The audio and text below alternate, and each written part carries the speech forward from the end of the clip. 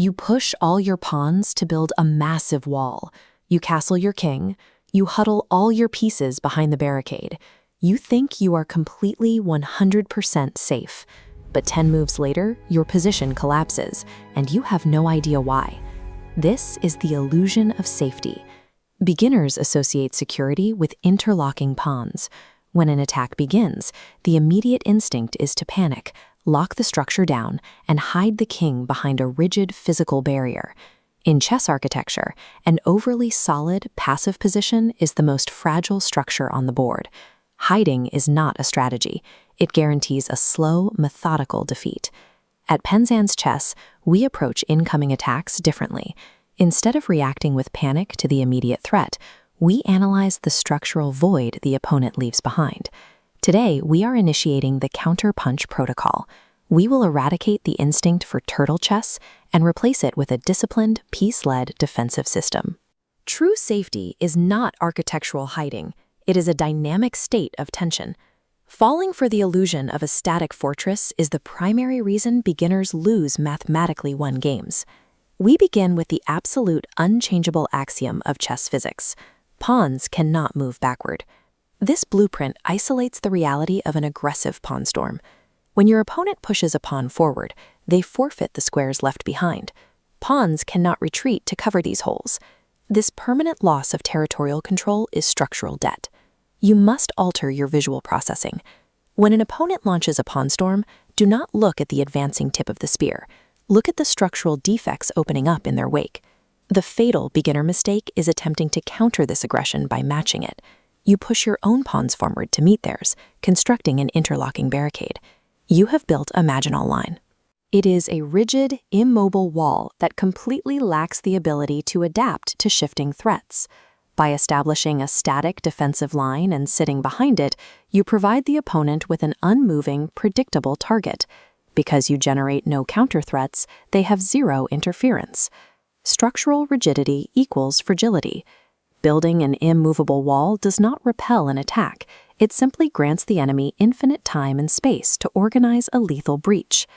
The mechanical flaw of a rigid wall introduces an even larger psychological trap. It is the complete loss of the initiative. If your overarching strategy is merely to not lose pieces, you forfeit the board. You give the opponent unchecked permission to use the remaining squares as their personal staging ground. This spatial analysis reveals the imbalance. Without any disruptive pressure, the attacking player can precisely arrange their rooks, knights, and queen into mathematically perfect attacking formations. Every static wall has a breaking point. Eventually, the opponent identifies a pawn break and cracks the defensive perimeter. The physical result is immediate. Because your defending pieces are huddled tightly behind the breached wall, they have zero escape squares. They instantly suffocate within their own fortress. Passive huddling operates with zero margin for error. A defensive position with no active counterplay is not a sanctuary. It is a slow execution. Protecting the king requires abandoning the barricade. We implement elastic defense. This protocol mandates that you defend using active pieces, rather than locking down your pawn structure. The core mechanical advantage of a piece-led defense is fluidity. Unlike pawns, knights, bishops, and rooks can retreat, reposition, and bend under incoming pressure. Pieces project force from a distance. They secure vital defensive squares without becoming static, physical blocks in the center of the board.